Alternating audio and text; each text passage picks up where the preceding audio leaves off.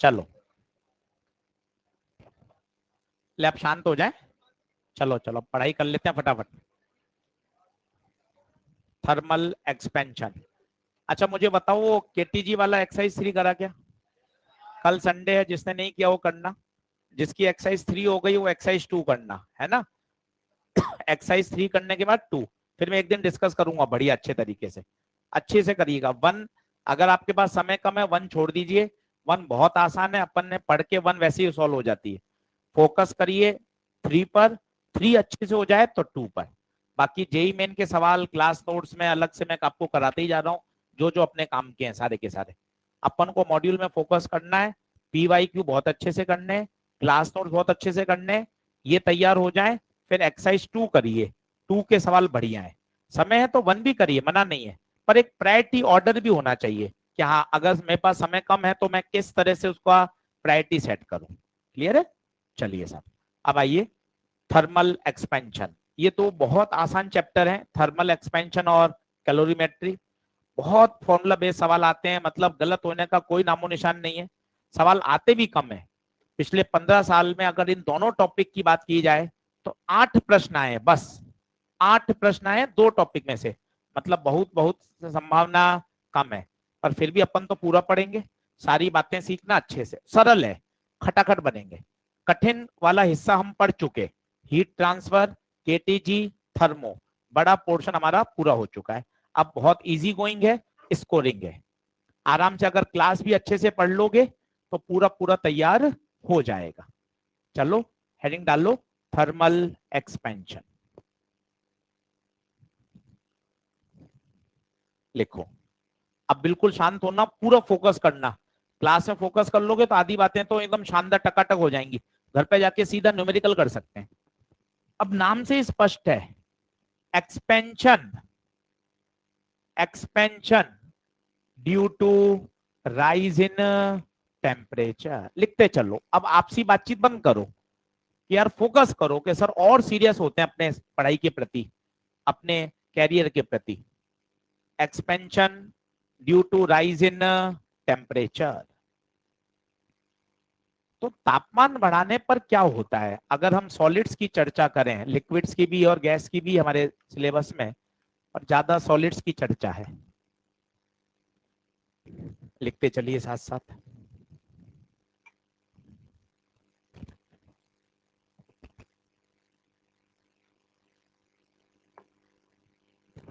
कल संडे है, KTG thermo कोशिश करना पूरे फॉर्मूले याद हो जाएं, शॉर्ट नोट बन जाएं।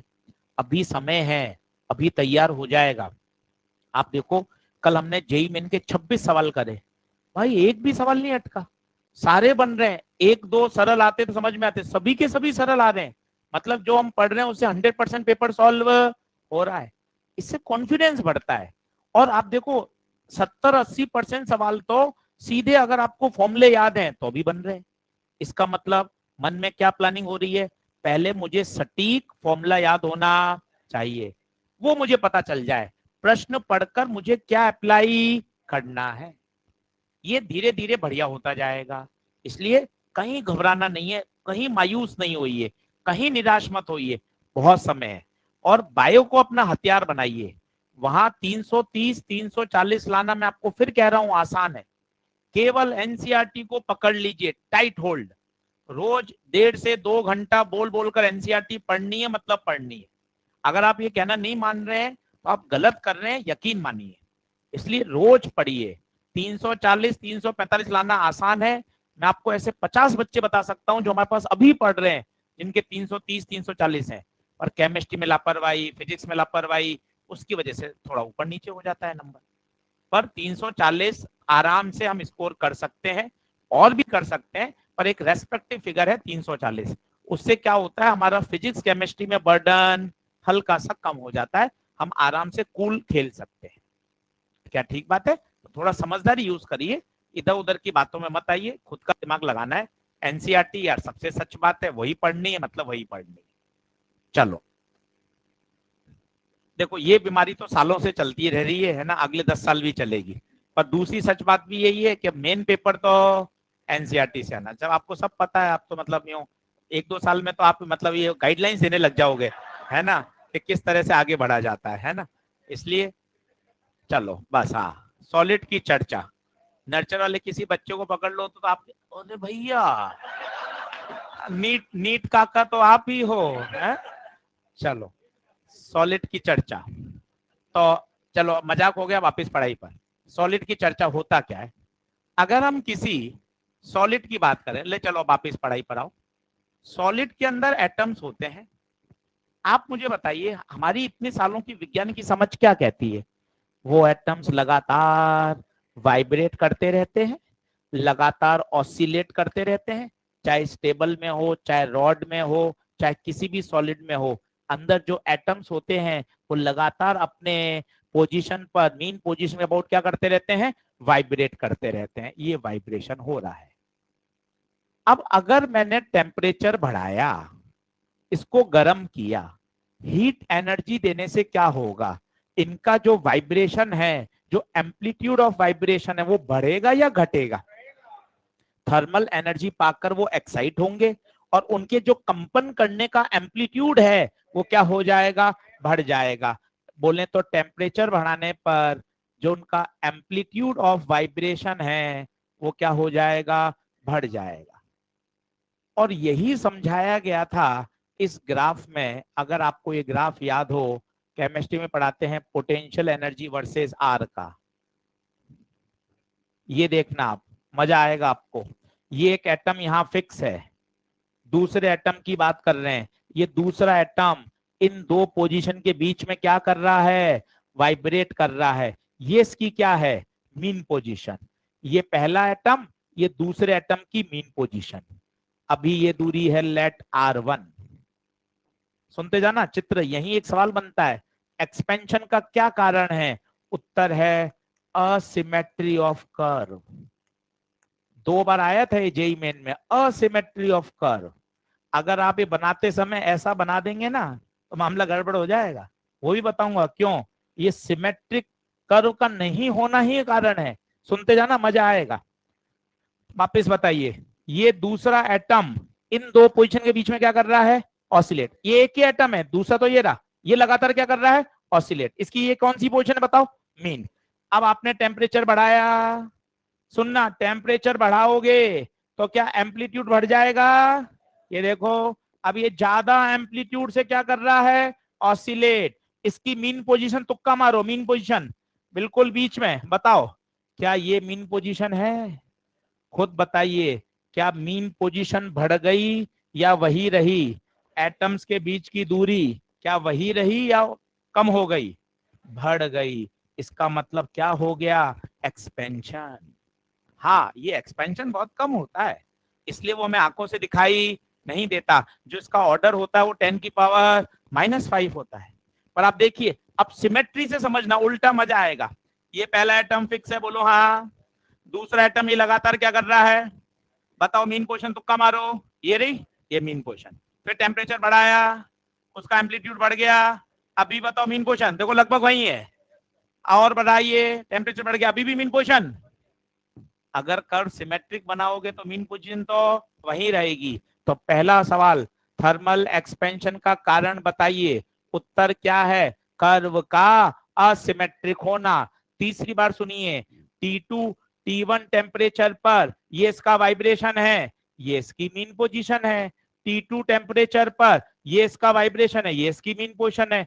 जैसे जैसे बढ़ाते जाएंगे, average separation between the atoms क्या होती जाएगी? बढ़ती जाएगी। Average separation between the atoms बढ़ती जाएगी। और उसी को ही हम क्या बोलते हैं? Thermal expansion. लिखना शुरू करिए, एक ऑब्जेक्टिव का सवाल बन चुका है, थर्मल एक्सपेंशन का कॉज। और बच्चे, थर्मल एक्सपेंशन का कॉज बताओ क्या है? कर्व का असिमेट्रिक होना। हिंदी में बोलते हैं कर्व का असममित। असममित, सम्मित का मतलब होता है सिमेट्रिक, असममित होना मतलब असिमेट्रिक होना। आराम से लिखिए, थर्मल एक्सपेंशन बहुत आसान टॉपिक, कहीं कोई सवाल गलत नहीं होगा। बिंदास क्लास नोट्स पढ़ने हैं और फिर सवालों को ट्राई करना है।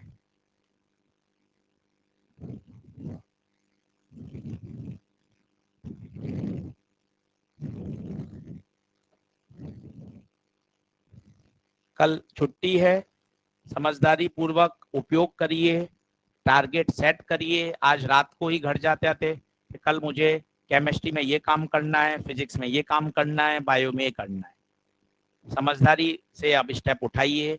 आप सब समझदार हैं, समय कीमती है। इतना ही हम बोलना चाहेंगे।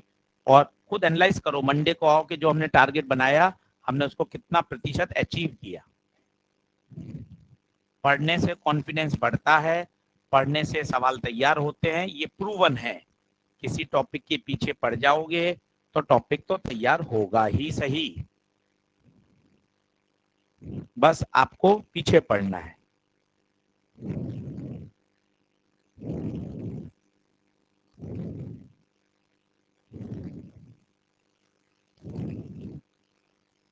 मिटाऊं क्या?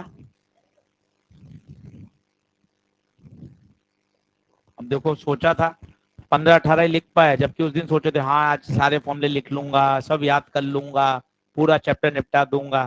फिर 2 दिन निकल गए, कुछ हुआ ही नहीं। क्लास में रहते हैं और ये सब जोश रहता है। 15-20 बच्चे लिख पाए, बाकी सब ऐसे ही आ गए, अरे हाँ ठीक है ठीक है। जबकि उस दिन तो अरे नहीं सर पूरा लिखना है, केटीजी थर्मो का एक एक फॉर्मूला, एक एक शॉर्ट नोट। पता नहीं घर जाके क्या ही होता है सर, मतलब इच्छा ही नहीं करती सर। यहाँ तो सर पूरा पढ़ाई कर लेते हैं। अच्छा, चलिए। तो टेम्परेचर बढ़ाने पर बताइए एम्पलीट्यूड ऑफ वाइब्रेशन क्या हो जाता है? बढ़ जाता है। तो जो एवरेज सेपरेशन बिटवीन एटम भी बढ़ जाती है। तो कॉज ऑफ थर्मल एक्सपेंशन बताइए, कर्व का असिमेट्रिक होना। 3 तरह के एक्सपेंशन होते हैं, सभी जानते हैं। पहला लीनियर एक्सपेंशन, दूसरा सुपरफिशियल एक्सपेंशन, और तीसरा वॉल्यूमेट्रिक एक्सपेंशन। बहुत आसान पर बड़े कंसेप्चुअल तरीके से मैं आपको पढ़ाऊंगा। कुछ गलतियां होती हैं जो किताबों में दे रखी हैं, उन गलतियों का भी मैं आपको कारण बताऊंगा। देख यार ये गलत कॉन्सेप्ट है, ये सही यहाँ दे रखा है, और इस पे देख आईआईटी में सवाल आया हुआ है। उससे पता चलता है कि अपन जो पढ़ा हुआ है पुराना, उसमें कहाँ कहाँ लॉजिकल गलती है, वो भी बताऊंगा आपको सवाल के साथ प्रूफ करके।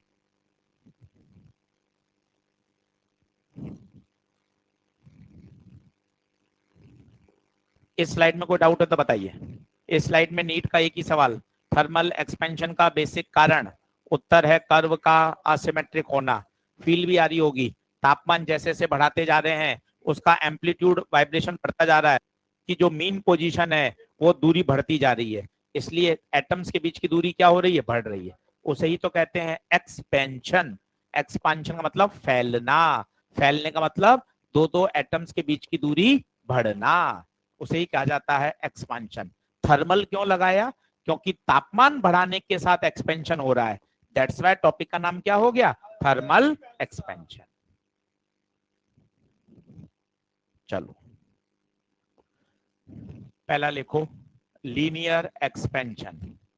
अब बातचीत कम करना, साथ साथ लिखते जाना क्योंकि आसान है। एक रॉड है जिसकी लंबाई है एल आई। एल आई का मतलब बोलो, इनिशियल लेंथ। माना कितने टेम्परेचर पे? T1 टेम्परेचर पर। मैंने टेम्परेचर बढ़ाया और T2 कर दिया। अब बताइए लंबाई यही रहेगी या बढ़ जाएगी? बढ़ जाएगी, ये लंबाई बढ़ गई। माना इनिशियल से वो डेल्टा एल ज्यादा हो गई। क्या है डेल्टा एल बताइए?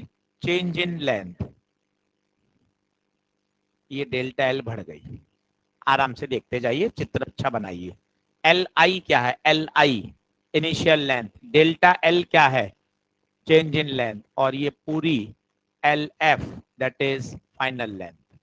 तो experimentally it is found that, प्रयोगों से ये देखा गया कि डेल्टा एल दो बातों पर निर्भर करता है, इनिशियल लेंथ पर और राइज इन टेम्परेचर पर। जितना ज्यादा तापमान बढ़ाते हो उतना राइज इन लेंथ ज्यादा होता है। तो प्रयोगों से देखा गया कि डेल्टा एल दो बातों पर निर्भर कर रहा है। प्रोपोर्शनल हटाएंगे, दोनों को कंबाइन करेंगे तो कांस्टेंट आता है अल्फा। कांस्टेंट आता है अल्फा। ये पहला फॉर्मूला काम का है। अब डेल्टा एल को खुद खोलो, final length minus initial length. बहुत आड़े कट मत याद करो, समझ समझ के फॉर्मूले खुद निकाल के याद करो, उसका अलग ही आनंद आएगा। एल आई ट्रांसफर किया, alpha l i delta T, L I को कॉमन ले लो तो अंदर बचा 1 प्लस अल्फा डेल्टा टी। भाइयों ये दो ही फॉर्मूले हैं जिससे अपना अगला 1 घंटा निकल सकता है। आराम से आप इस पे खूब ढेरों सवाल मैं आपको भी करके दिखाऊंगा। एक एक टर्म के साथ खेलो। अल्फा कौन? अल्फा एक कांस्टेंट है जिसे कहते हैं कोफिशिएंट ऑफ लीनियर एक्सपेंशन। ये प्रॉपर्टी ऑफ मटेरियल पर डिपेंड करता है, प्रॉपर्टी ऑफ मटेरियल पर डिपेंड करता है। सॉफ्ट मटेरियल जो होते हैं उनका अल्फा हार्ड मेटल से क्या होता है? ज्यादा। कॉपर का अल्फा फेरस की तुलना में ज्यादा होता है।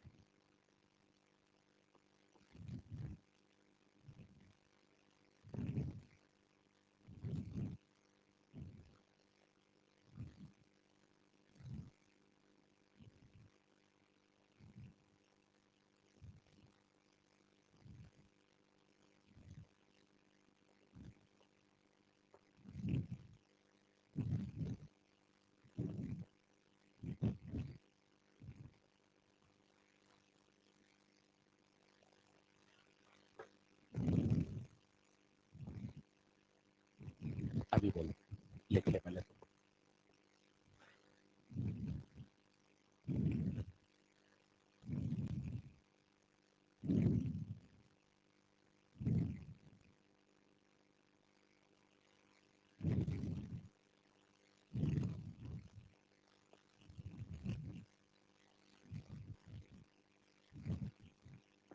इस स्लाइड में अगले 1 घंटे के क्वेश्चन छुपे हुए हैं, आपको इसका एक एक शब्द समझ में आना चाहिए।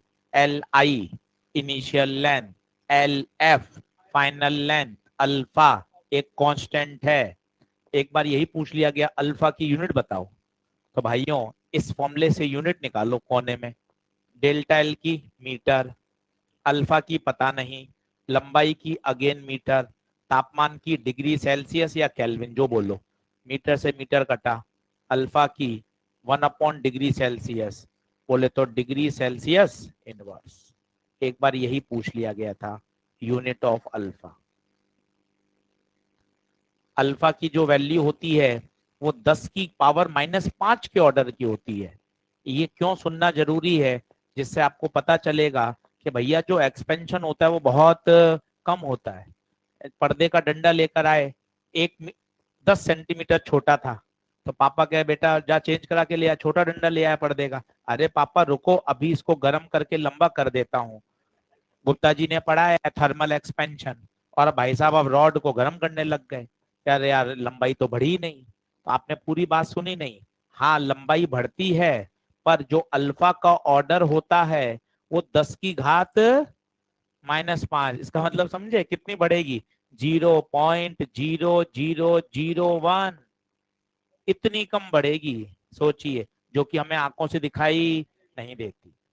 क्या ये बात क्लियर है? तो फिजिक्स बिल्कुल सही है, तापमान बढ़ने पर लंबाई बढ़ती है, परंतु अल्फा का मान बहुत छोटा होता है, इसलिए वो हमें लंबाई डे टू डे लाइफ में दिखाई नहीं देती है। बढ़ती जरूर है, ये बात तय है। नहीं नहीं, ज्यादा टेम्परेचर बढ़ा देगा 10,000 केल्विन तो क्यों नहीं बढ़ जाएगी? बिल्कुल बढ़ जाएगी, बिल्कुल बिल्कुल। तो अल्फा का मान किस ऑर्डर में होता है? 10 की घात -5। क्या ये बात क्लियर है? क्या क्या ये स्लाइड ओके है? आगे बढ़े। अल्फा वैसे तो टेम्परेचर पर डिपेंड करता है, अगर आप इसके डेप्थ में जाओ, पर एनसीईआरटी में दिया हुआ है for a small range of temperature alpha is constant, alpha is constant. अगर टेम्परेचर का रेंज बहुत छोटा हो तो अल्फा को हम एज्यूम टू बी कांस्टेंट मानते हैं, पर सच्चाई में तो अल्फा खुद टेम्परेचर के साथ क्या करता है? वेरी करता है। बोले क्या ये बात क्लियर है? अब आप देखना एक बढ़िया जो काफी कॉमन बात पूछी जाती है, जैसे एक्सपेंशन जो होता है, thermal expansion is just like a photographic enlargement. भाई ये क्या होता है फोटोग्राफिक एनलार्जमेंट? आपने कभी फोटो दुकान पे खिंचवाई हो और देखा हो उन्होंने बाहर ही एक ही आदमी की छोटी बड़ी बड़ी बड़ी और बड़ी फोटो लगाई होती। जब हम किसी को फोटोग्राफिक एनलार्जमेंट करते हैं, बड़ा करते हैं, तो कोई एक हिस्सा बड़ा नहीं होता, सभी चीजें उसी अनुपात में क्या होती हैं, बढ़ती हैं। जैसे मैं क्या कहना चाहता हूं, मैं आपको एक उदाहरण से समझाता हूं, और ये बहुत फेमस उदाहरण है। एक सॉलिड प्लेट है और उसके बीच में कैविटी करी हुई है। ये लंबाई L1 है, ये इसकी रेडियस R1 है, ये दूरी D1 है, यहां से दूरी D2 है, ये L2 है। अब टेम्परेचर बढ़ाने पर क्या बढ़ेगा? उत्तर है सब बढ़ेगा। इसको आप ऐसा समझिए जैसे भारत का मानचित्र। एसएसटी में अपन ने इंडिया का मैप देखते थे, याद करो छोटी किताब में, उसमें राजस्थान दिख रहा है, कन्याकुमारी दिख रहा है, जम्मू कश्मीर दिख रहा है, गुजरात दिख रहा है, सारे दिखते थे।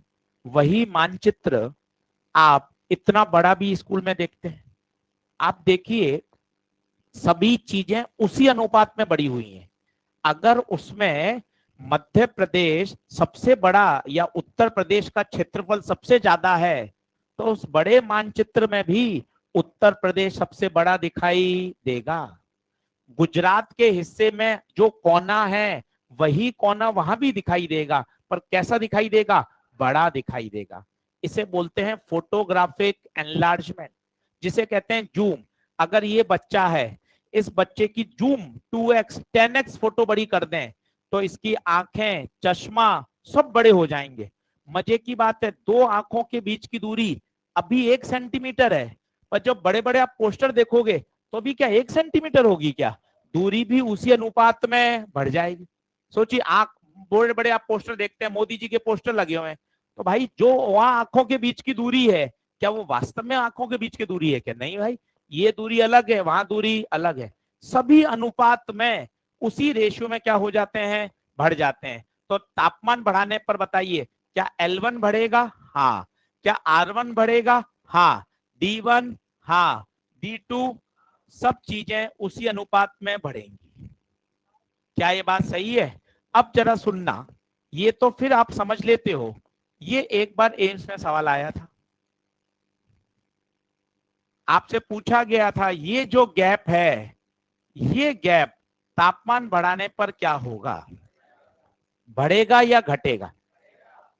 अब एक ऐसा विचार आता है, चूंकि आप पढ़े हुए हो काफी समय से इसलिए आपको याद है, पर अगर जब हम पहली बार पढ़ाते हैं, जो बच्चा पढ़ता है, तो बच्चा ऐसा सोचता है, अरे यार ये रिंग बड़ी होगी तो ये ऐसा होगा, तो गैप क्या हो जाएगा, कम।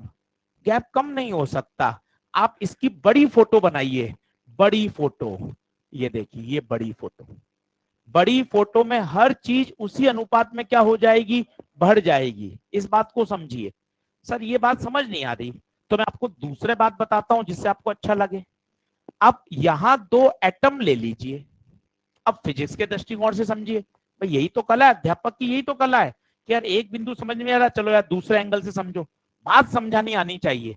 अब दूसरा फिजिक्स का कौन देखो, अगर आपने ये गैप कम कर दिया, लेट सपोज आपने फिजिक्स को फेल कर दिया, ये दो एटम के बीच की दूरी तापमान बढ़ाने पर बढ़ेगी ही सही, कम तो हो ही नहीं सकती। तो अगर मैं वहां दो नीले रंग के निशान लगा दूं और फिर तापमान बढ़ाऊं, अगर आपने वो पास में लिया है, तो आपने उन नीले बिंदुओं के बीच की दूरी, अभी आप थ्योरी में पढ़कर आए हो, तापमान बढ़ाने पर दो एटम्स के बीच का एवरेज सेपरेशन हमेशा बढ़ेगा, हमेशा बढ़ेगा। तो बताइए गैप बढ़ेगा या कम होगा, गैप बढ़ेगा या कम होगा? उत्तर है गैप बढ़ेगा। और सुनते जाइए, मेरे पास एक मेटल प्लेट है और उसमें कैविटी है। अब बताइए साहब, टेम्परेचर बढ़ाने पर कैविटी के साइज का क्या होगा? ऐसी फीलिंग आती है कि अरे यार ये बढ़ेगा तो ये सिकुड़ जाएगी। भाई क्यों सिकुड़ेगी? जरा उसको मानचित्र से तुलना कराओ। वही, ये कोई गुजरात का हिस्सा है। अब इसको जब आप बड़ा मानचित्र बनाओगे तो गुजरात इतना ही दिखेगा या गुजरात भी उसी प्रपोर्शन में बढ़ जाएगा? उसी प्रपोर्शन में बढ़ जाएगा। दूसरा कारण, यहाँ एक एटम यहाँ एक एटम ले लो, अगर तुमने कैविटी को छोटा कर दिया तो इन दो एटम्स के बीच की दूरी कम हो जाएगी, जो कि संभव नहीं है। तो बताओ, टेम्परेचर बढ़ाने पर दो बार पूछा गया कैविटी के साइज का क्या होगा? उत्तर है कैविटी का साइज भी बढ़ जाएगा। पर अगला प्रश्न बड़ा इंटरेस्टिंग है, उसको देखिएगा, आपका मन खुश होगा। ये 3 रॉड हैं, बताइए टेम्परेचर बढ़ाने पर क्या बढ़ेगा? L1 बढ़ेगा, L2 बढ़ेगा, L3 बढ़ेगा या थीटा बढ़ेगा?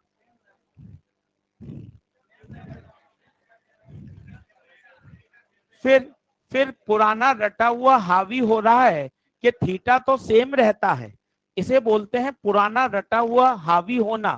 पर जबकि दिमाग तो कह रहा है सब बढ़ेगा सब बढ़ेगा, और फिर पुराना रटे हुए ने धक्के मारने शुरू किया, अरे नहीं यार, थीटा तो सेम रहता है। तो फिर ऐसे कैसे? आप तो कह रहे थे सब बढ़ेगा। यहाँ भी उत्तर वही है, L1 बढ़ेगा, L2 बढ़ेगा, L3 बढ़ेगा, बट थीटा कांस्टेंट रहेगा। क्यों सर, ऐसा क्यों? जरा आप खुद सोचिए, अगर थीटा चेंज हो गया तो इसका जो शेप है वो बदल जाएगा। उदाहरण के तौर पर कान, कईयों के कान ऐसे हैं, कईयों के ऐसे होते हैं, कईयों के ऐसे हैं। अब आप जरा सुनिए, ये एंगल है। अगर आप जूम करोगे तो अभी मान लो मेरे 3 डिग्री से दूर है स्किन से, तो जूम करने पे तो भैया 3 डिग्री रहेंगे। अगर ये 8 डिग्री हो जाएंगे तो बिल्कुल शेप ही बदल जाएगा। आप समझने की कोशिश करिए, जूम होने पर मेरी आंखें बढ़ रही हैं, मेरी आंखों के बीच की दूरी बढ़ रही है, फोरहेड बढ़ रहा है, मुंह बढ़ रहा है, कान के साइज बड़े हो रहे हैं, पर ये एंगल थोड़ा ना बढ़ सकता है। अगर ये एंगल बढ़ गया तो पूरा शेप ही चेंज हो गया। रॉड की ये लंबाई बढ़ेगी, ये लंबाई बढ़ेगी, पर ये वाला एंगल चेंज नहीं होगा। अगर गुजरात से 18 डिग्री नॉर्थ चलने पर दूसरा शहर आ रहा है तो बड़े मानचित्र पे भी 18 डिग्री चलने पर ही दूसरा शहर दिखाई देगा। सोचो ना आप, नहीं तो कैसे होगा? आप किसी शहर में खड़े हो, अभी एसएसटी में देख रहे हो किताब में, यहां से 30 डिग्री पे कंपास खींचा और ये दूसरे शहर को मिल रहा है। बड़े मानचित्र में भी 30 डिग्री पर अगर आप रेखा खींचोगे तो एग्जैक्ट वहीं जाके कटेगी जहां छोटे में कट रही है। अगर वो एंगल बदल गया तो मामला ही पूरा गड़बड़ हो जाए। इसलिए ध्यान रखें, हाँ लंबाई बढ़ेगी, डायमीटर बढ़ेगा, कैविटी का साइज बढ़ेगा, गैप बढ़ेगा, लेंथ बढ़ेगी, पर एंगल बदलेगा नहीं। थीटा क्या रहेगा? कांस्टेंट। बोलो, क्या ये बात समझ में आती है? सारे प्रश्न लिख लीजिए, कहीं ना कहीं किसी ना किसी रूप में ये ऑल इंडिया लेवल पर आपको दिखते रहेंगे। चलिए बना लीजिए फटाफट।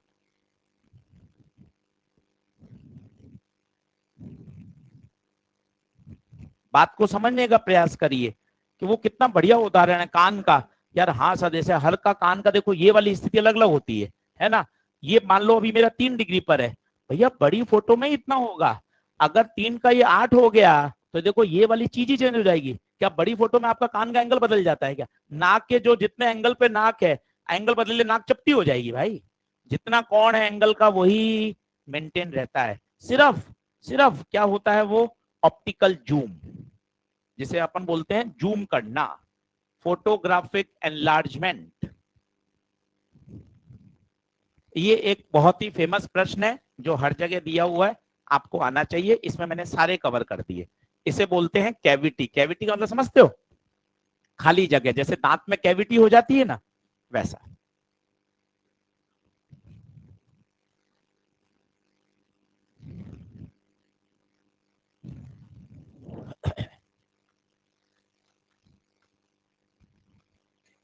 सबसे बढ़िया है वो मैप वाली बात, उससे काफी बातें क्लियर होती हैं। अगर आप छोटा मैप देखेंगे, अगर उसमें उत्तर प्रदेश बड़ा दिखा रहा है सबसे ज्यादा एरिया, तो बड़े मैप में भी एक बार में आपको दिखेगा यूपी का एरिया सबसे ज्यादा है, जितना उसी प्रोपोर्शन बढ़ेगा। अगर आप कंपेयर करोगे सर इससे दुगना है, तो बड़े मैप में भी वो एग्जैक्ट दुगना ही नजर आएगा। This is called photographic enlargement. आंख बड़ी हो जाएगी, तिल है, वो तिल भी उसी लेवल पे जूम हो जाएगा। हाँ और क्या, फोटो देखते हैं तो भाई जो तिल वैसे थोड़ा रहेगा, आंखों के बीच की दूरी अभी मान लो 1 सेंटीमीटर है, बड़ी फोटो में 1 सेंटीमीटर थोड़ी रहेगी। बड़ी फोटो में दूरी नहीं तो एक आंख हो जाएगी भाई, अगर दूरी 1 सेंटीमीटर हुई तो। नहीं नहीं, तो समझ गया ना, बंटी फिर काय को दिखाना है, पैसा लगता है उसका। नहीं, चलिए बढ़े क्या आगे, जल्दी आएंगे फटाफट। ये देखो ये कितना अच्छा उदाहरण है, ये तो फिर कम समझ में आता है। ये देखो ये ट्रायंगल है, अगर आपने भाई साहब ये थीटा बदल दिया और थीटा भी 60 का 70 कर दिया, 80 कर दिया, तो ट्रायंगल शेप ही बदल जाएगा ना। 90 कर दिया तो भाई साहब स्क्वायर बन जाएगा। गर्म करने पर स्क्वायर थोड़ी ना हो रहा है, गर्म करने पर तो वो एग्जैक्ट क्या हो रहा है, पूरा का पूरा उसी अनुपात में क्या होता जा रहा है, बढ़ता जा रहा है। क्लियर है बात। चलिए साहब जल्दी आइए फटाफट।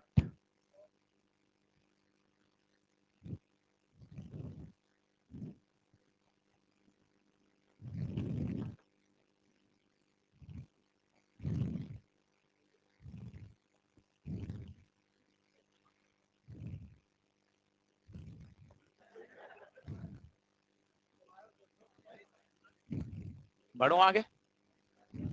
तो भैया दो सूत्र आ गए, दो सूत्र पे अब मैं आपको 5 सवाल लेकर आता हूं। इन 5 सवालों को आप खुद करना, मैं नहीं हिंट दूंगा। लगेंगे ये दो फॉर्मूले, पर खुद प्रयास करिएगा। इन दो यार के दो ही कॉन्सेप्ट सिखाए, ऐसा कुछ पुरानी बात लगी नहीं रही, क्यों नहीं अपन से बने सवाल, कोशिश करके देखते हैं। दो सूत्रों को रिवाइज कर लो, delta l, l alpha delta t, एक एक शब्द बोल लो, delta l change in length. बढ़िया झंडा गाड़ो के यार, दो चीज सिखाई इसमें मैं अटकने लग जाऊंगा, फिर आगे कैसे बढ़ूंगा। Alpha coefficient of linear expansion, l i initial length, delta t rise in temperature, final length initial length, alpha coefficient of linear expansion. बोलो करें क्वेश्चन, चलो।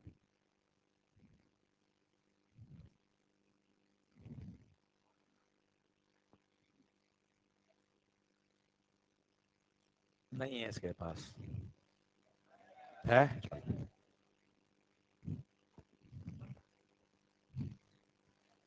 लिखना मत, कुछ जो सवाल ओरल है वो मौखिक कर लेते हैं, मत लिखिए। टेम्परेचर बढ़ाने पर क्या होगा, सब बढ़ेगा, ए बी सी डी सब बढ़ेगा, ठीक है, फेमस सवाल है, अपन ने कर लिया, मत लिखिएगा। स्मॉल रिंग, तो बताइए वो गैप का क्या होगा, गैप बढ़ेगा, पक्की बात है। Suppose there is a hole in a copper plate, तो बताओ होल का डायमीटर बढ़ेगा। अभी मैंने आपको बताया था ये कॉपर प्लेट और ये कैविटी, तो बताइए तापमान बढ़ाने पर अगर मैं इसका चित्र बनाऊं तो देखिए चित्र ऐसा बनेगा, ये पूरा साइज बढ़ गया, ये भी बढ़ गया, तो होल का डायमीटर बढ़ेगा या घटेगा, बढ़ेगा, ऑलवेज इंक्रीज, सही आंसर है। इसमें बताइए गैप का क्या होगा, गैप भी बढ़ेगा। तीनों सवाल हमने कर चुके हैं, लिख लिए, उतारने की जरूरत नहीं, न्यूमेरिकल आएगा वो उतारेंगे। चलिए न्यूमेरिकल शुरू हो गए, करते हैं। पहले आप 2 मिनट आप खुद करिए, फिर मैं कराऊंगा, और बढ़िया सीखना है। टारगेट एक है यार, ऐसा A1 सीखना है कि हर सवाल बने, ऐसी सोच लेके आगे बढ़ो। ईमानदारी से पूरा क्वेश्चन लिखो, अटेम्प्ट करो ईमानदारी से, गलत होगा मैं बैठा हूं ना, मैं सिखाऊंगा वापस।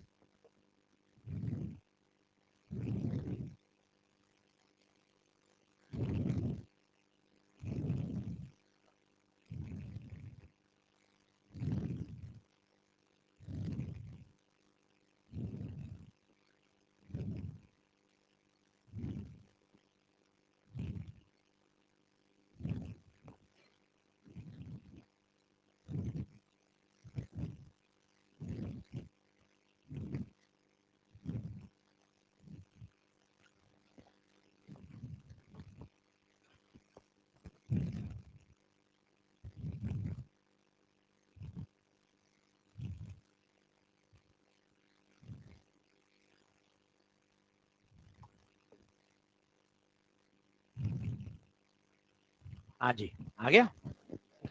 What is the percentage change in length? दुनिया में परसेंटेज चेंज का मतलब change in length upon original length होता है। पहले ये पकड़ा करो, पूछा क्या गया है, एकदम टेढ़ा मेढ़ा नहीं भागा करो, पहले सवाल को समझो। परसेंटेज चेंज, परसेंटेज का मतलब ही क्या होता है? Change upon initial. अब बताओ, डेल्टा एल का तुम्हें तो फॉर्मूला रटा हुआ है, क्या होता है डेल्टा एल का formula? L I alpha delta T. अब देखो फॉर्मूले की कितनी आवश्यकता है, सटीक फॉर्मूला ही जरूरी है, बटे L I into 100, L I से एल आई। अल्फा बता 2 × 10⁻⁵ डेल्टा टी 100, केल्विन करो सेल्सियस करो कोई फर्क नहीं पड़ता, चेंज है, इंटू 100। तो कितना बचा? 0.2% आएगा। सोच समझ के करो, छोटे छोटे सवाल है, छोटे ही आते हैं भाई। जेई मेन में आपने देखा कहाँ एक एक पेज के सवाल आ रहे हैं, उनको तो समय इतना कम ज्यादा मिलता है अपन से, समय अपन से ज्यादा मिलता है। 75 प्रश्न आते हैं, अपने आते हैं 200। नहीं 30 में से वो 25 ही तो करने होते हैं, 5 छोड़ने होते हैं ना, तो अपने भी तो 180 हुए। नहीं समझा बात को? तो बताइए, पॉइंट टू क्लियर है क्या? अगला लिखिए, ये भी मत पढ़िए, मत लिखिए, सिर्फ देख लीजिए क्या क्या कह रहा है कि क्या चीज सही है। Angle alpha will not change, सही बात है, true. The length of the line increase, yes line बढ़ेगी, भारत के नक्शे में हर चीज बढ़ेगी। डिक्रीज, गलत हो गया। ये वाले इनर होल का डायमीटर बढ़ेगा, गलत हो गया। ये वाला गैप बढ़ेगा, ट्रू हो गया। कौन कौन सही है? फॉल्स, फॉल्स, ट्रू, बताओ कौन सा? ट्रू, फॉल्स, फॉल्स, ट्रू, सही है, पहला सही है। सबसे फेमस सवाल है ये, हर जगह आपको दिखाई देंगे। एकदम आपको एक बात याद रखनी है, सब चीजें बढ़ती हैं, एंगल सेम रहता है, बात खत्म। न्यूमेरिकल आएगा वही लिखिएगा, थ्योरेटिकल सवाल नहीं लिखना। न्यूमेरिकल आ गया, अगला लिखिए। थर्मल एक्सपेंशन, कैलोरीमेट्री, दोनों बहुत आसान है, 4 लेक्चर में पूरे हो जाते हैं, 4 में तो बहुत आराम से बढ़िया तरीके से सारे क्वेश्चन करते हुए।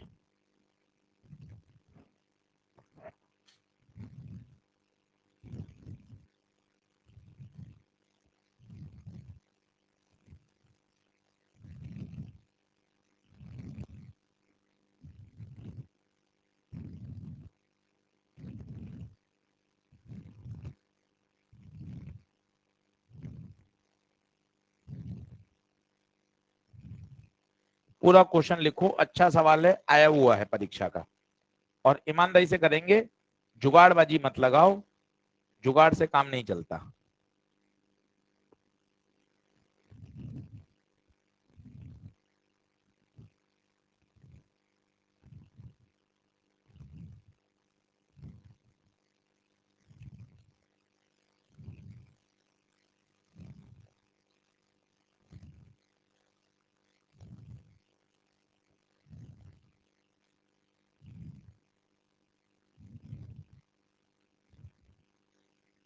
क्या चीज खास है वही पकड़नी है, अब एकदम हर एकदम ऐसा नहीं आएगा कि भाई सवाल पढ़ती आंखों में सॉल्व हो गया, फैन चलाना पड़ेगा, है ना।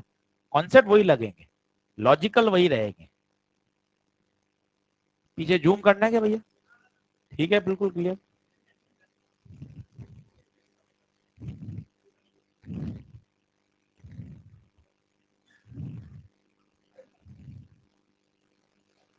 अब इसमें एक वाक्य है भाई, पहले तू लिख ले, फिर खुद अटेम्प्ट कर, सॉल्यूशन मत छाप, गलत पेन चला कोई टेंशन नहीं।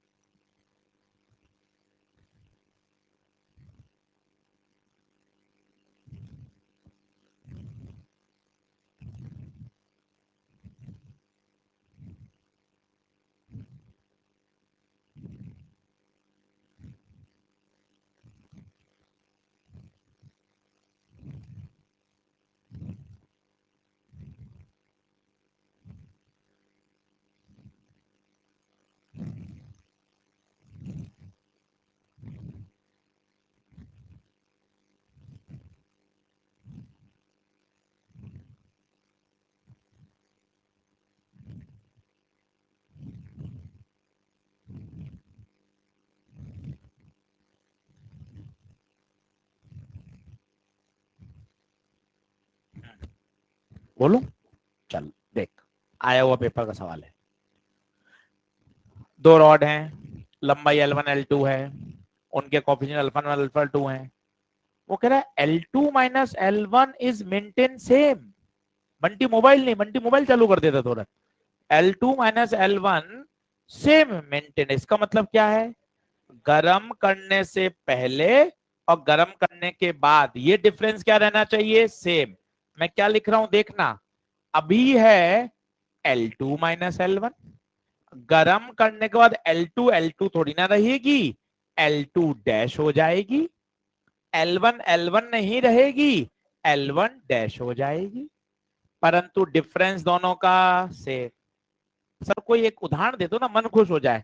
उदाहरण देखो, एक रॉड की लंबाई 3, एक रॉड की लंबाई 4, अभी बताओ अंतर, अंतर बताओ। एक गरम किया, 3 की हो गई 3.3 या 3.7 कुछ भी, और ये हो गई 4.7, अंतर बताओ। क्या बात समझ में आई, डिफरेंस। हर अकेली रॉड तो बड़ी है, पर डिफरेंस क्या है, सेम। तो पहले का डिफरेंस गर्म करने के बाद का डिफरेंस प्रश्न के अनुसार बराबर। भाई अप्रोच समझना है, सॉल्यूशन नहीं छापना है। अब ये तो कोई चेंज होगा ही नहीं। हाँ सर, गर्म करने के बाद लंबाई का सूत्र, इनिशियल लंबाई 1 + अल्फा, गर्म करने के बाद लंबाई, इनिशियल लंबाई 1 + अल्फा, खत्म। ये क्या है, डैश का क्या मतलब हुआ, गर्म करने के बाद नई लंबाई, नई लंबाई का सूत्र तेरे दिमाग में ये रटा हुआ तो है, इसको यूज करना भी तो सीख भाई। ये रटा हुआ है, व्हाट इज LF, गर्म करने के बाद, जिसको आपने किससे लिखा है L dash. What is LI, initial length, initial length क्या है L1 और L2, हो गया खत्म, सॉल्व कर लो। L2 plus L2 alpha 2 delta T, L1 L1 alpha 1 delta T, L2 से L2 गया, माइनस L1 से माइनस L1, 0 बराबर L2 alpha 2 delta T, L1 alpha 1 delta T, उधर ले जाओ, L2 अल्फा 2 डेल्टा टी बराबर L1 alpha 1 delta T, delta T ने delta T को मारा, L1 अल्फा 1 बराबर L2 अल्फा।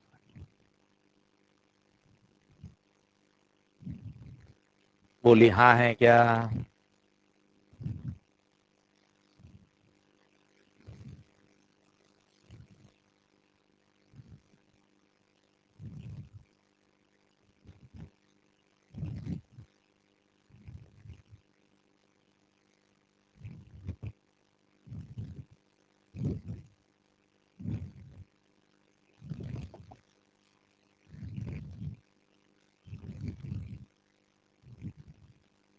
स्टार लगा लो, पेपर का सवाल है PYQ का। कल 3 से 4 घंटे देना थर्मल को, एक बड़ी यूनिट है थर्मल, बहुत अपन ने सही कैलकुलेटिव लेक्चर्स में निपटा दी, 16 और 4 20 लेक्चर में, 20 से पहले ही हो जाएगी। तो बहुत अपन ने कंट्रोल लेक्चर में पूरा सब कुछ करने के बाद, सारे डेरिवेशन करने के बाद, KTG के सवाल, जेई मेन के अपन ने पूरे 26 सवाल कर लिए, बहुत कंट्रोल मैनर में, क्योंकि बहुत ज्यादा लेक्चर लेने का फायदा नहीं है, अपन को सही लेक्चर में भी पूरा आउटपुट देना आना चाहिए, वो इंपॉर्टेंट है। बोलिए आगे बढ़े क्या, अगले सवाल की तरफ बढ़े। फॉर्मूले वही है, अलग अलग क्वेश्चन में बस लगाना आना चाहिए, वही आपको दिमाग खोलेगा। हर प्रश्न का उत्तर वही 2 फॉर्मूले हैं। नेक्स्ट कर रहा हूं, देख लो, था ये कोई ऑप्शन था, देखा कौन सा था, 4th।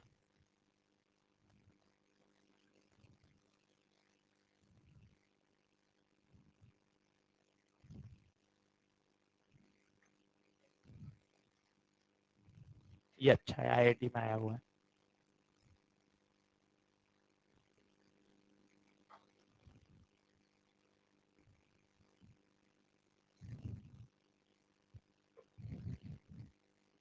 आराम से करना, पहले लिख लो, तसल्ली से करो, फिर मैं समझाता हूँ। चैप्टर आसान है, थर्मल एक्सपेंशन, दिक्कत नहीं है कहीं। हाँ, दोनों का डेल्टा एल सेम कर दे तो भी आ जाएगा आंसर। बिल्कुल सही बात है।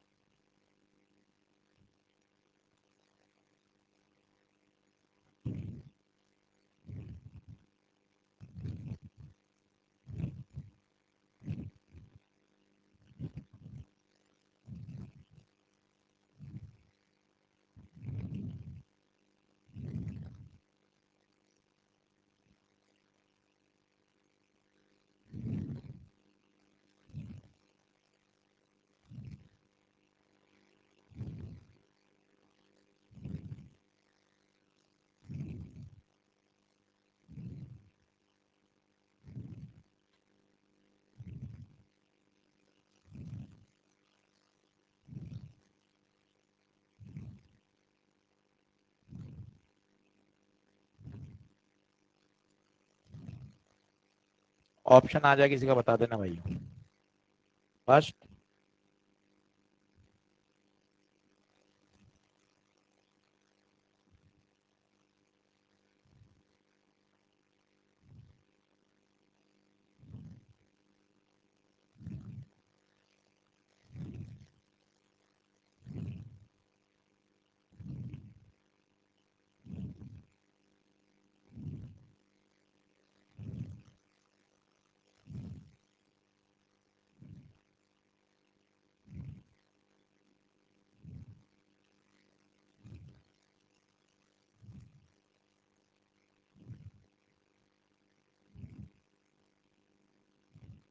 सवाल पढ़ो, कहीं ना कहीं हिंट निकलेगा, रास्ते निकलेंगे।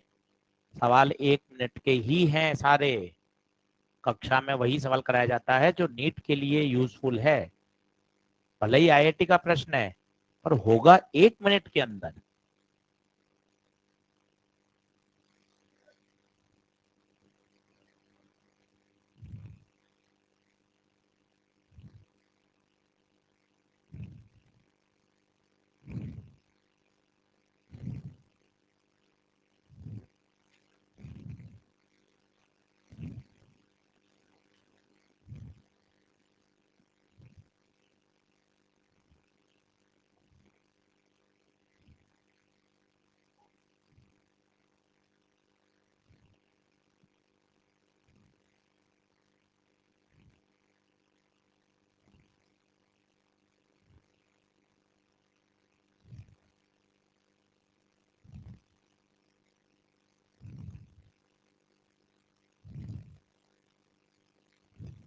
बोलो भाई।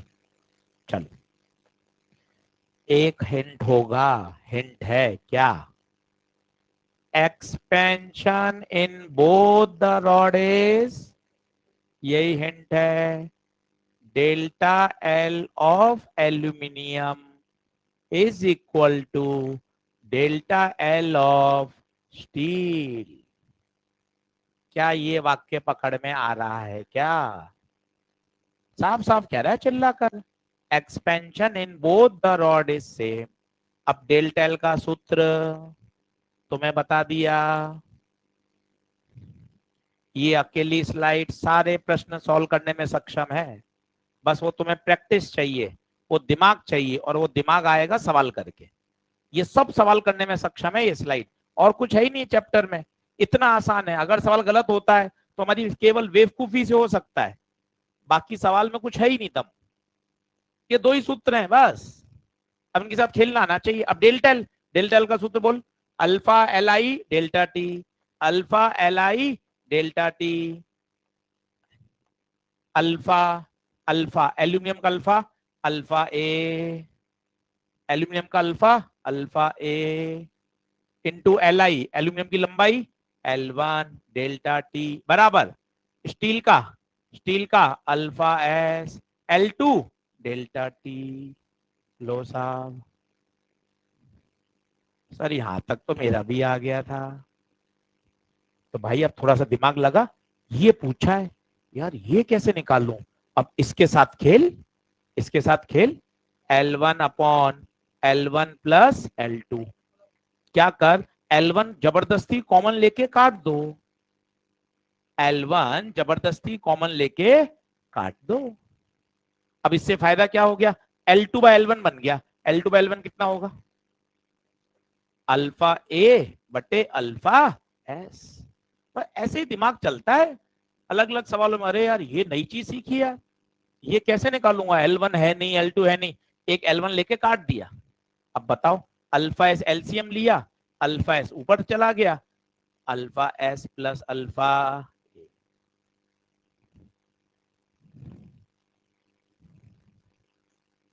ऐसे ही सीखते हैं धीरे धीरे। सर यहाँ तक तो मैं भी आ गया था, फिर ये पूछा नहीं है ना, पूछा तो ये है, फिर इसके साथ खेला। यार इसके साथ L1 कहां से लाऊं यार, L1 L2 कॉमन लिख के काट दिया बस।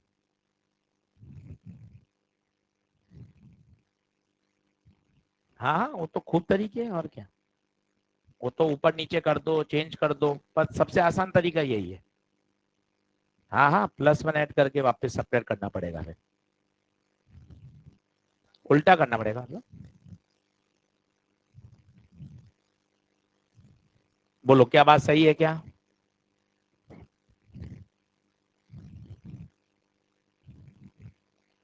कौन सा उत्तर आएगा? फर्स्ट। अच्छा सवाल है, लगेंगे वही। चलो थोड़ा सा आगे पढ़ लेते हैं, फिर वापस सवाल पे आ जाएंगे। एक और कर लो, चलो अच्छा सवाल है, थोड़ा कठिन सवाल है, एक और कर लो। फिर पढ़ाता हूँ, एक थर्मल स्ट्रेस पढ़ाना है, बाई मेटेलिक स्ट्रिप पढ़ानी है, और सिंपल पेंडुलम का टाइम पीरियड, टेम्परेचर बढ़ाने के साथ उसका टाइम पीरियड बदल जाता है। 3 बातें पढ़ानी है, इतने में लंबाई वाली काम हो जाएगा।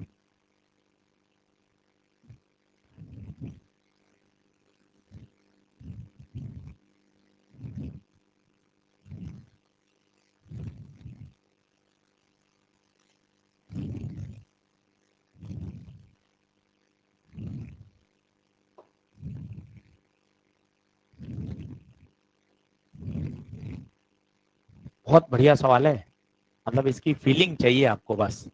2 रॉड है LO2L की, are connected, total length becomes 3L, इसका मतलब उसको किस में कनेक्ट किया होगा बताओ? सीरीज में। एक की लंबाई है L और एक की लंबाई है 2L। इसका अल्फा है अल्फा, इसका अल्फा है 2 अल्फा, और ये जोड़कर एक 3L कर दिया। आपसे पूछा इसका अल्फा नेट बताइए।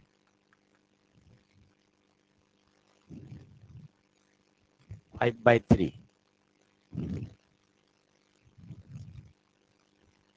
अभी नेट, इक्विवेलेंट, ये होता क्या है? अगर आपको इसकी फील आ गई ना जिस दिन, आपको थर्मल कंडक्टिविटी के सवाल अच्छे लगेंगे।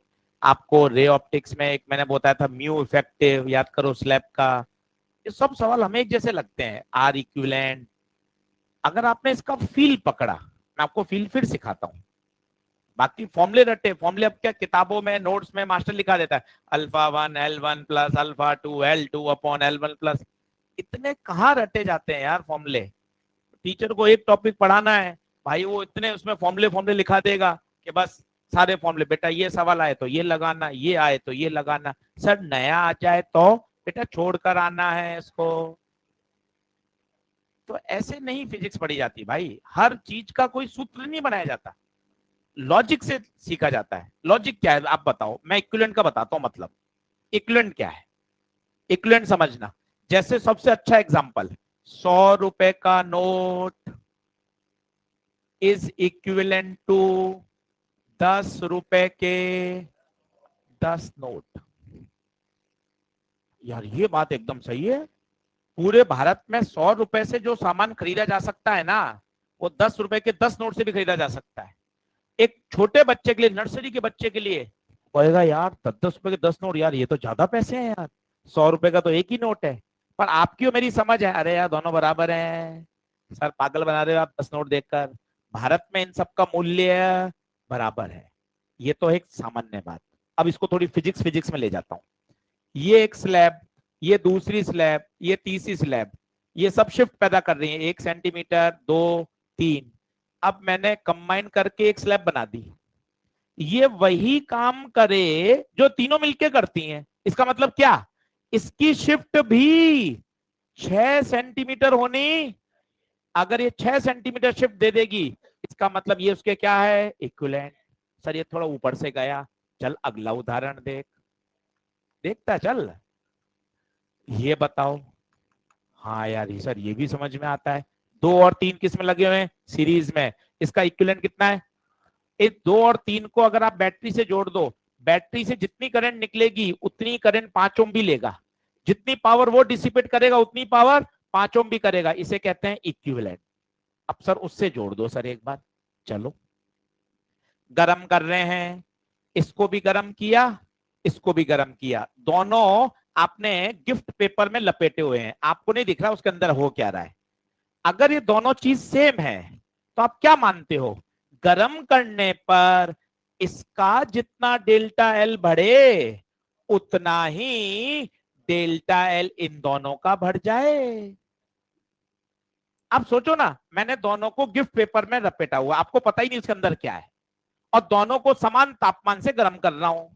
आप क्या कहोगे, सर ये गर्म करके 2 सेंटीमीटर बढ़ी, ये गर्म करके भी 2 सेंटीमीटर बढ़ी, सर इन दोनों के अंदर एक ही चीज होगी सर, क्योंकि आपको तो तापमान का प्रभाव दिखाई दे रहा है, तापमान से लंबाई में इंक्रीमेंट भी से, मतलब बोथ आर इक्विवेलेंट। इस बात को समझिए, ये लॉजिकल है कि हाँ यार ये इक्विवेलेंट का मतलब होता है alpha 1 L1 plus alpha 2 L2 upon L1 plus L2, वो थोड़ी ना लॉजिकल है यार, वो तो लिखा रखे भैया ये आए तो ये वैल्यू पट करके आंसर निकाल देना। अब आप देखो, इसको गर्म किया, इसका इंक्रीमेंट और इसका इंक्रीमेंट दोनों क्या होने चाहिए, सेम। अब डेल्टा एल का सूत्र बताओ, कोने में लिखा हुआ बोलो क्या है, एल अल्फा डेल्टा टी, ईमानदारी से लगाना इसके लिए। एल एल एल है, अल्फा अल्फा है, डेल्टा टी ओके। इसके लिए लगाना, एल एल नहीं है, 2L है, अल्फा अल्फा नहीं है, 2 अल्फा है, डेल्टा टी। इसके लिए लगाना, एल एल नहीं है, what is L, initial length कितनी है, 3L। अल्फा अल्फा निकालना है, डेल्टा टी। भाई साहब आ गया answer, delta T delta T delta T, L L L, ये हो गया 5 अल्फा, ये हो गया 3, तो अल्फा नेट 5 अल्फा बाय। ये तरीका, ये सदाबहार तरीका है, कभी आप नहीं भूलोगे कि सर इक्विवेलेंट का मतलब होता क्या है। अगर स्लैब के केस में देखेंगे तो सेम शिफ्ट आना चाहिए, रेजिस्टेंस के देखेंगे सेम करंट आ गई, रुपए में देखेंगे तो 100 रुपए से जो सामान खरीदा जा सकता है वो 10-10 रुपए के 10 नोट से खरीदा जा सकता है। तापमान के केस में देखेंगे, तापमान बढ़ाने पे जितना उस सिस्टम का डेल्टा एल बढ़ेगा उतना भी इस सिस्टम का ही डेल्टा एल बढ़ना चाहिए।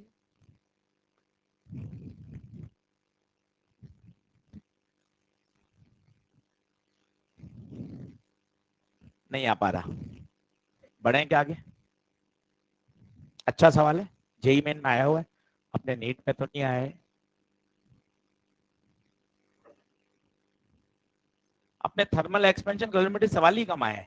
अपने तो जो मेन 90% है मसाला वो अपन पढ़ चुके, हीट ट्रांसफर, केटीजी, थर्मो, यहां से 90% सवाल आते हैं अपने। चलिए अगला करूंगे।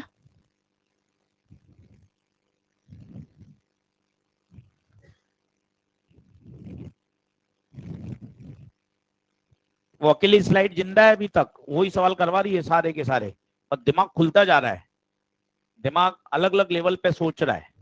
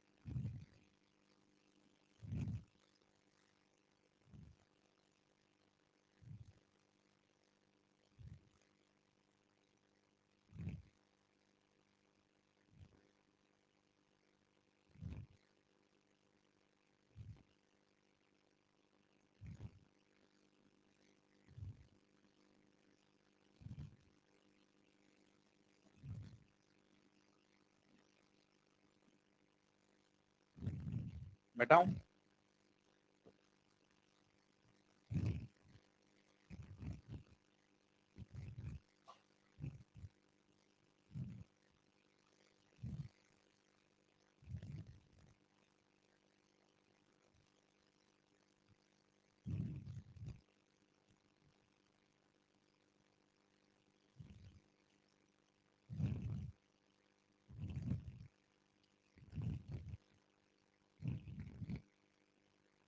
अच्छा सवाल है, छोटा है पर मतलब यूं दिमाग का सवाल है।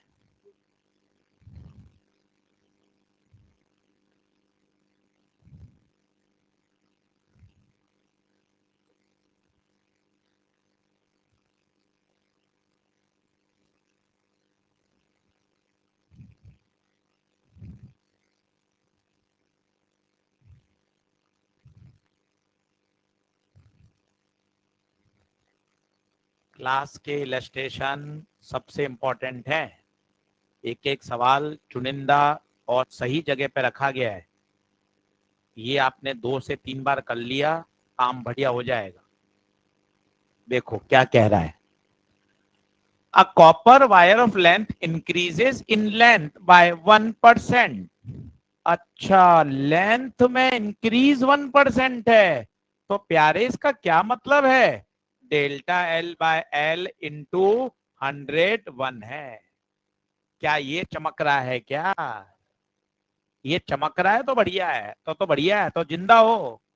Increase in length, percentage increase in length का मतलब delta L by L into 100।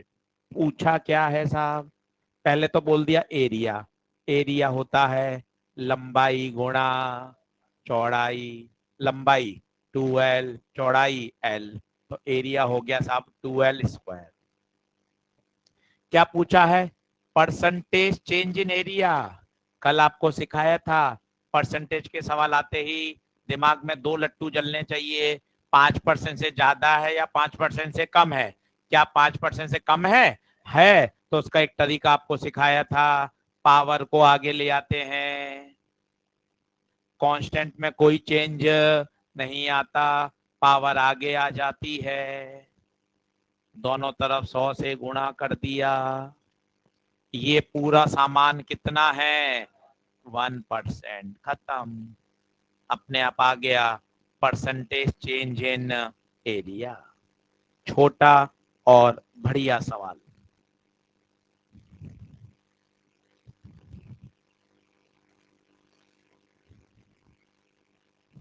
छोटे छोटे सवाल है, गलत होते हैं कोई बात नहीं, ऐसी तो सीखेंगे। इस तरह की बात दिमाग में बैठेगी, फिर आएगा, फिर सही हो जाएगा।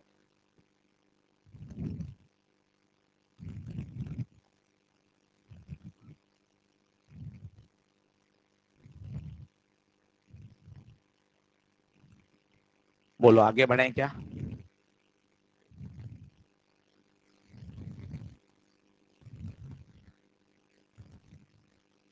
अब लिखिए, हैंड डालिए। Concept of thermal stress. ये बहुत मन से समझना। थोड़ा सा ये गड़बड़ पढ़ाया जाता है, गड़बड़ दिया होता है किताबों में। थोड़ा सा यहाँ आपको ध्यान से सीखना पड़ेगा, तो शानदार तैयार हो जाएगा। Concept of thermal stress.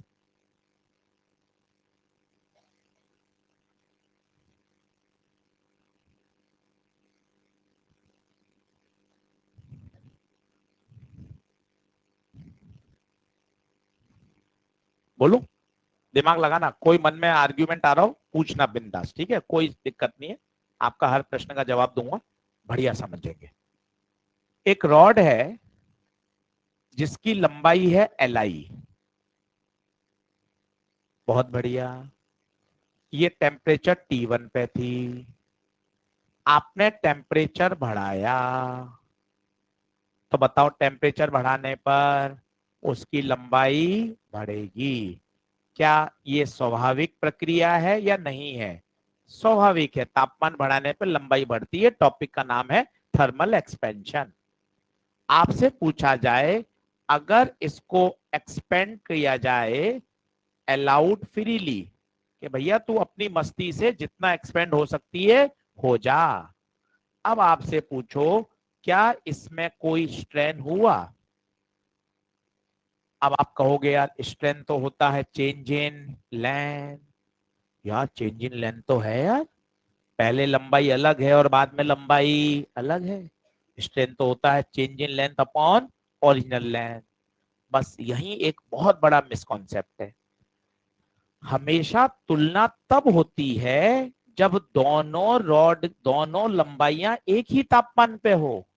ये तापमान कब है? Low temperature. ये कब है? High temperature.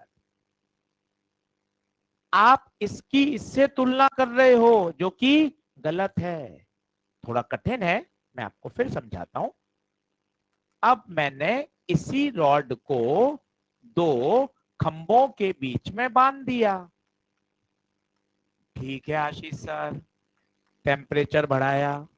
ये तापमान T1 पे फोटो थी।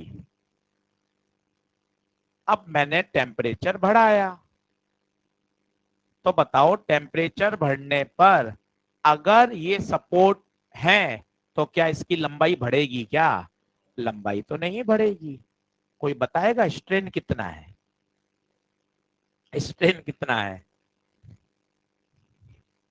इसमें स्ट्रेन है या इसमें स्ट्रेन है?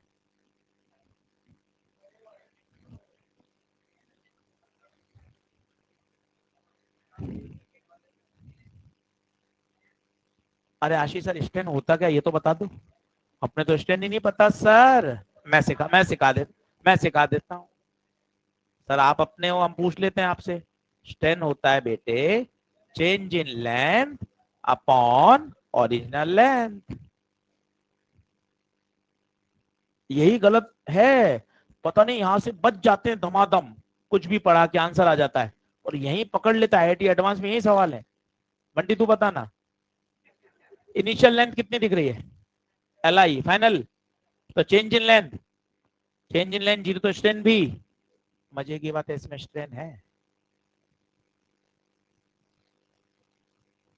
सुनना बंटी वापस, initial length L i, final length बढ़ी या कम हुई? बढ़ी, तो चेंज इन लेंथ आया या नहीं आया? आया। इसमें स्ट्रेन जीरो है। अब ये तो उल्टा हो गया। घर चले जाऊं?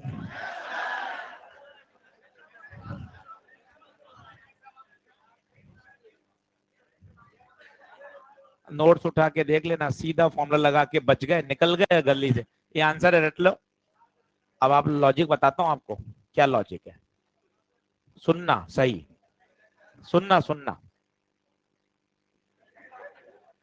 एक उदाहरण समझाता हूं आपको, फिर आप रिलेट करना, आपको ऐसा आनंद आएगा ना सर, यार मजा आ गया। कला वही कला है। छठी सातवीं में आपका छोटा भाई पढ़ता है या कोई भी बच्चा है, और वो शॉर्ट हाइटेड है। शॉर्ट हाइट का मतलब मोना है, मतलब उसकी हाइट कम है। सुनिए, थोड़ा सीरियस होके सुनिएगा। तो माँ बाप परेशान है यार कि बच्चा शॉर्ट हाइट है, बच्चे की हाइट कम है। ठीक है,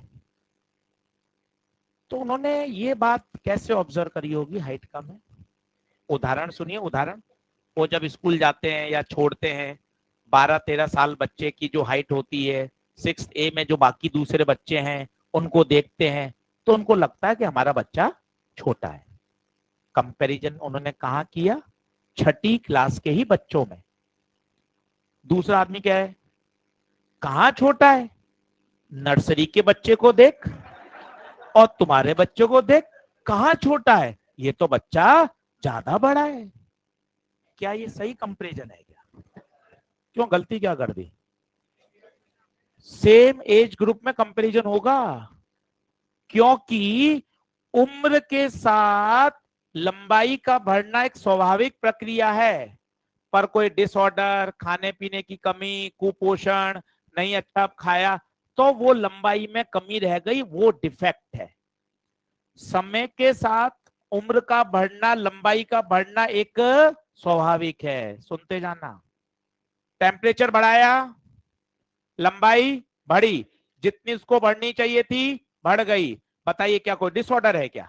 एक सामान्य बच्चा बिल्कुल उसका खान पान बढ़िया, सब कुछ बढ़िया, कोई डीएनए कोई जीन्स में डिसऑर्डर नहीं, सब कुछ खान पान बढ़िया किया, क्या उसकी हाइट सामान्य बच्चों से रहेगी या नहीं रहेगी? सेम रहेगी। तो क्या उसके अंदर कोई डिसऑर्डर है? कैसे डिसऑर्डर है? क्योंकि जितनी लंबाई बढ़नी चाहिए थी उतनी बढ़ी, इसमें स्ट्रेन ही नहीं है। सर स्ट्रेन तो है ना सर, चेंज इन लेंथ। वही तुम वही गलती कर रहे हो जो वो दूसरा आदमी कर रहा था, कि तेरे बच्चे को नर्सरी वाले से कंपेयर करा ना, बड़ा तो है। कंपेयर कैसे करा रहे हो यार? नर्सरी के बच्चा और छठी के बच्चे में कंपैरिजन हुई, कंपैरिजन किस में होगा? सेम एज में, सेम, यहां बोलो सेम तापमान में कंपैरिजन होगा ना भाई। जब तापमान T2 कर दिया जाता तो इतनी लंबाई होनी चाहिए थी, है कितनी? है भी उतनी। स्ट्रेन कितना? अब यहां सुनना मजा आएगा।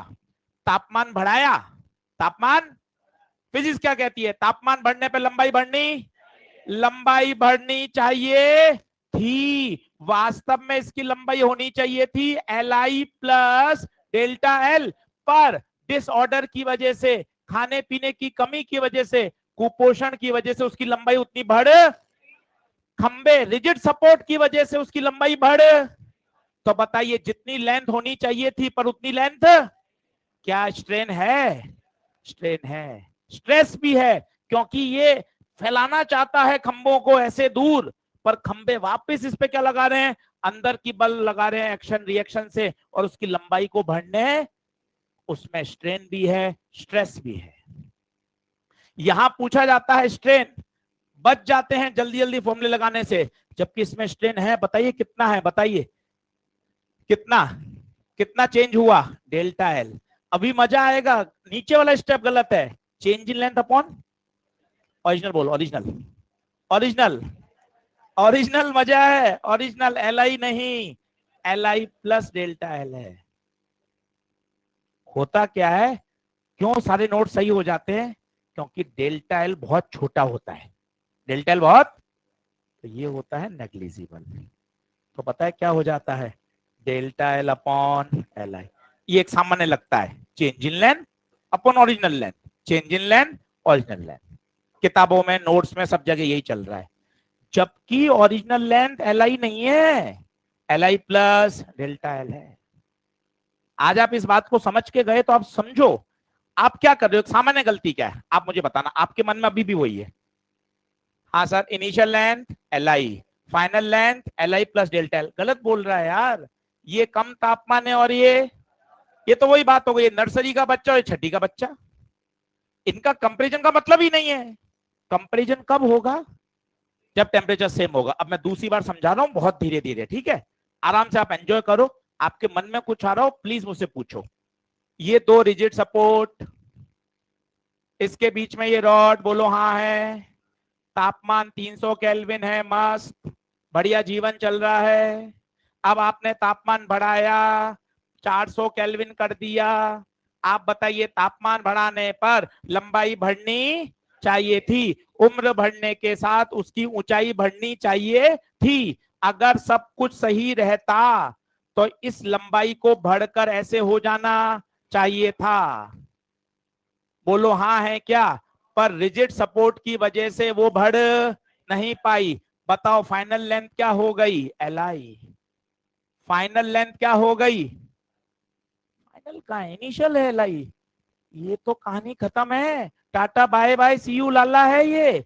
क्यों? क्योंकि ये कम तापमान पर है। ये तो पिक्चर का पार्ट ही खत्म। आपका दिमाग हर बार किससे कंपेयर कर रहे हो आप? ऊपर से। ऊपर से कंपेयर ही नहीं होगा। क्यों नहीं कंपेयर होगा? वो कम तापमान का डायग्राम है, कंपैरिजन ही किससे होगा? सेम तापमान से। यही तो मैं बात सिखाना चाहता हूं, इसलिए तो वो उदाहरण लेकर आया मैं। छठी क्लास में बच्चा पढ़ रहा है, उसके माता पिता कह रहे हैं यार अपना तो बच्चा शॉर्ट हाइटेड है। तो यार वो उन्होंने कैसे निष्कर्ष निकाला होगा? या तो गूगल पे सर्च किया होगा, average height of 12 year child, तो जो हाइट आई होगी उससे कम होगा, पहला पैमाना।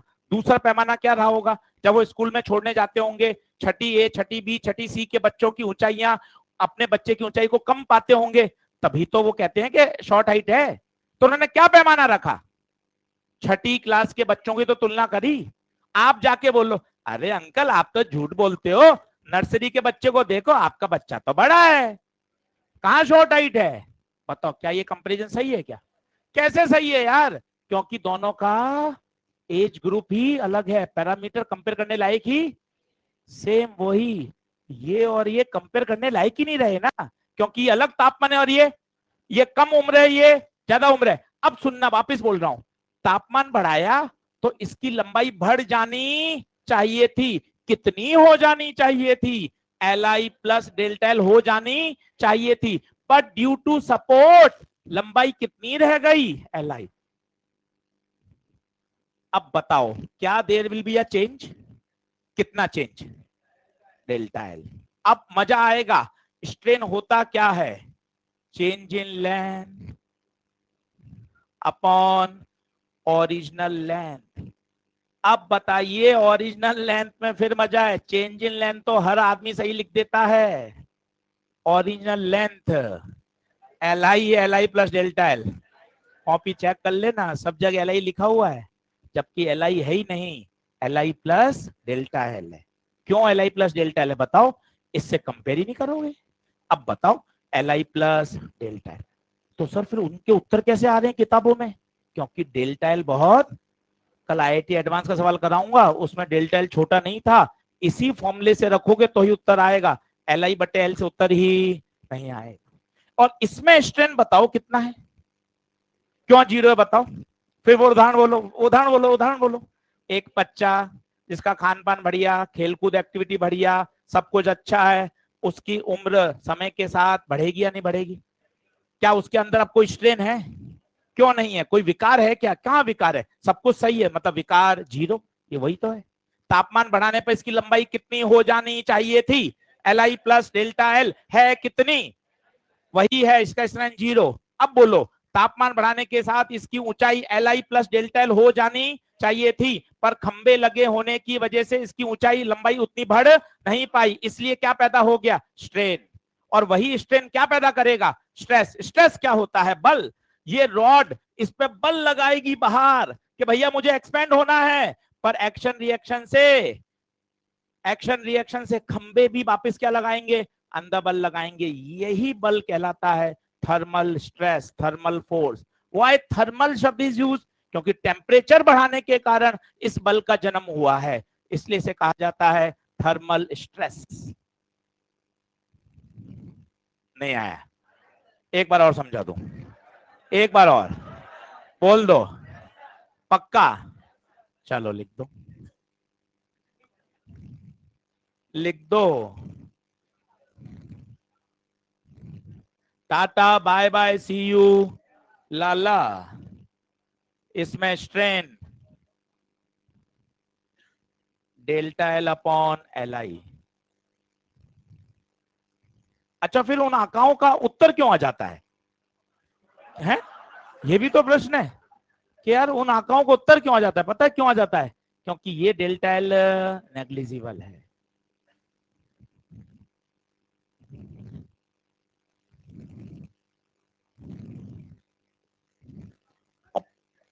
पर आपको लग तो रहा होगा यार, लॉजिकल तो है बात। आप अच्छी एडवांस कोई किताब पढ़िएगा फॉरेन ऑथर की, तो उसने बाकायदा एक पैराग्राफ में यही बात समझाई है कि ना यार, कंपैरिजन इनिशियल लेंथ आप गलत बोल रहे हो। बंटी गलत बोल रहा है अपना। बंटी क्या कह रहा है? ये इनिशियल लेंथ है। ये इनिशियल लेंथ कैसे है? ये छोटा बच्चा है, कम एज पर, ये बड़ा है ज्यादा तापमान पे, तो इसका कंपैरिजन लोअर टेम्परेचर से होगा ही नहीं। ये बात है।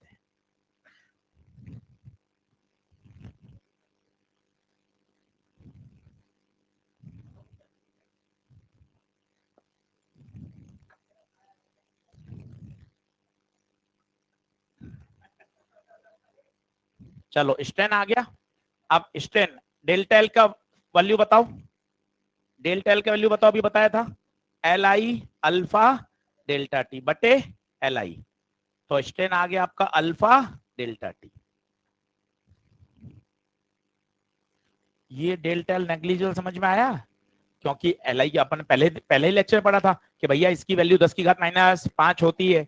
पिताजी को गया यार डंडा छोटा आ गया, पिताजी अरे कोई बात नहीं, पर्दे का डंडा छोटा है, अभी मैं गर्म करके डंडा बराबर कर देता हूँ। भाई नहीं होगा, नहीं होगा। क्योंकि तापमान बढ़ाने पे जो लंबाई में एक्सपेंशन बहुत कम होता है, 0.0001 होता है, 10⁻⁵ के ऑर्डर का होता है। क्या?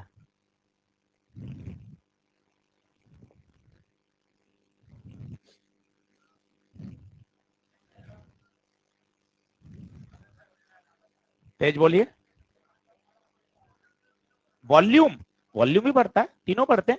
ये तो सुपरफिशियल, अभी अल्फा पढ़ रहे हो, बीटा भी डिफाइंड होता है, गामा भी डिफाइंड होता है, तीनों बढ़ते हैं।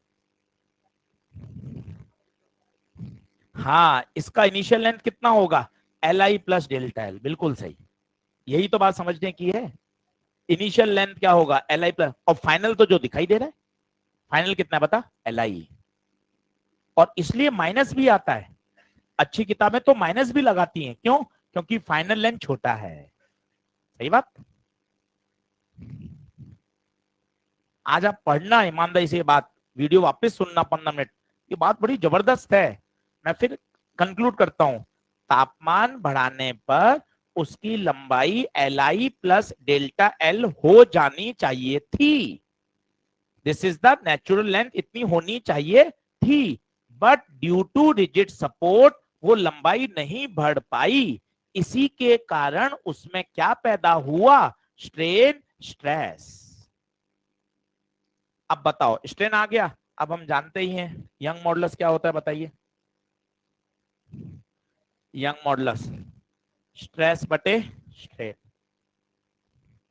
तो स्ट्रेस तो पता नहीं, स्ट्रेन अल्फा डेल्टा टी। तो थर्मल स्ट्रेस आ गया, thermal stress Y alpha delta T. कई लोग फोर्स भी पूछ लेते हैं, तो स्ट्रेस को खोल दीजिए, फोर्स बटे एरिया। तो कंप्रेसिव फोर्स आ जाएगा Y A alpha delta T. अच्छा आर्टिकल है ये, इस पे बढ़िया कभी सवाल असर्शन रीजन का बना सकते हैं। फॉर्मूला बेस तो दोनों आए हैं सवाल, वो तो आपसे सॉल्व हो ही जाएंगे।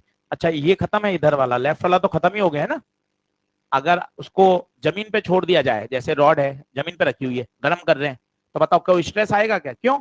गर्म करने पर उसकी लंबाई बढ़ रही है, और वो बढ़ रही है, बढ़ रही है, किसी तरह का कोई स्ट्रेस, कोई स्ट्रेन नहीं आए।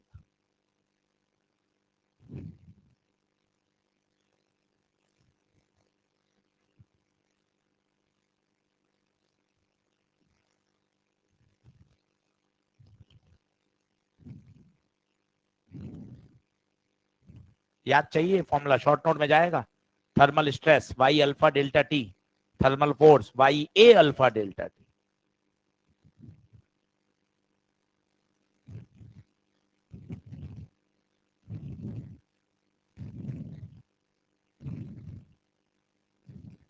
बहुत आसान टॉपिक है, मतलब ऐसा दिमाग लगा के यहाँ तैयार कर लो ना, कि मतलब कहीं इसको रिवाइज करने की कहीं अटकने की जरूरत नहीं है, खटाखट तैयार होता है।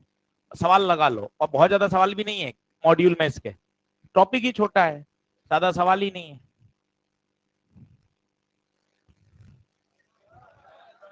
छोड़ रहा हूँ, बस 2 सवाल पढ़ा रहा हूँ। अब देखो, वाई दे रखा है, अल्फा दे रखा है, लंबाई दे रखी है, एरिया दे रखा है, और आपसे पूछा कि स्ट्रेस बताओ। तो बताओ फोर्स, फोर्स का फॉर्मूला बोलो। अभी बताया था Y A alpha delta T. कितने पैरामीटर चाहिए? 4। 4 हैं क्या? वाई है, एरिया है, अल्फा है, तापमान का चेंज है, सारे हैं। ठीक है, आप घर जाके अपने नोट्स में लिख सकते हैं। ये बढ़िया सवाल है, ध्यान से देखो। A rod rest on a smooth, बच्चा भाई क्या करता है? स्ट्रेन पूछा है, रटा होता है उसको स्ट्रेन।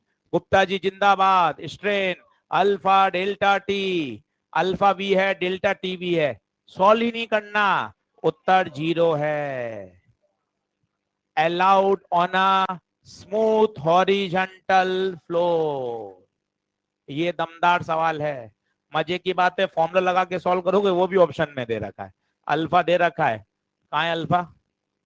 ये रहा 5 इंटू 10⁻⁻5, डेल्टा टी 20। तो 5 दूना 10, 100, 100 इंटू 10⁻⁻5, 10⁻⁻3, यस 10⁻⁻3 फर्स्ट। यस बाहर आके -1, -3 नहीं आएगा, गलत है।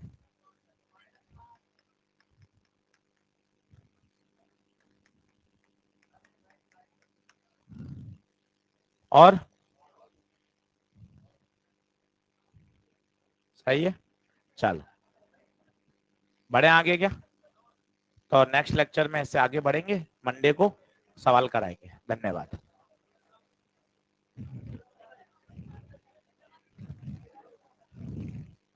कंपैरिजन कब होगा?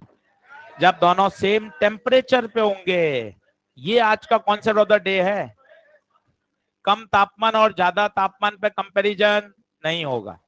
चला जा,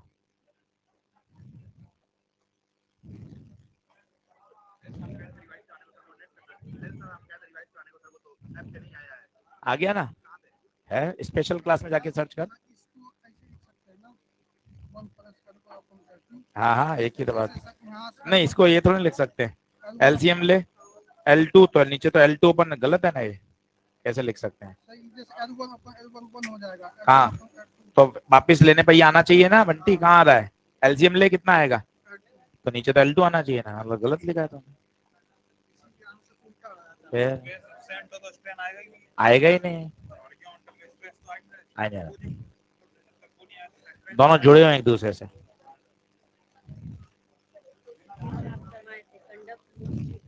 हाँ हाँ हाँ, सबका के तो सेम है ना इसमें, एक ही मटेरियल की बनी हुई है सब। हाँ, एक बात।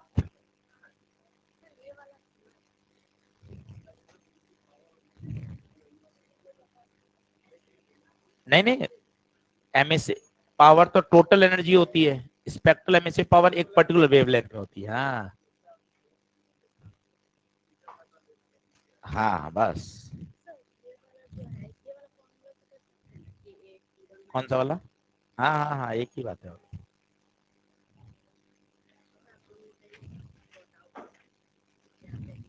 तो ग्रेविटेशन क्लास है ना, मंडे को पूछ लियो।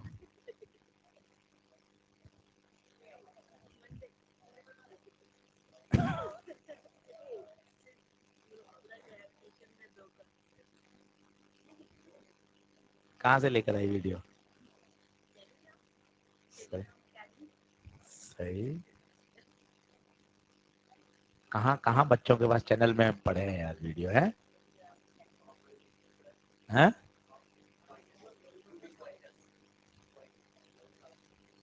हर जगह।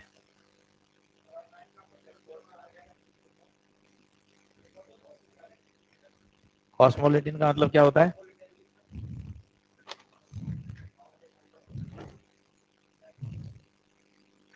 आइसोबारिक सही है, फ्लोट सही है, आइसोफोरिक सही है, बढ़िया लिखा तो ना था यार, बढ़िया। और बेटा क्या हालचाल? अरे वो क्वेश्चन करने हैं पूरे।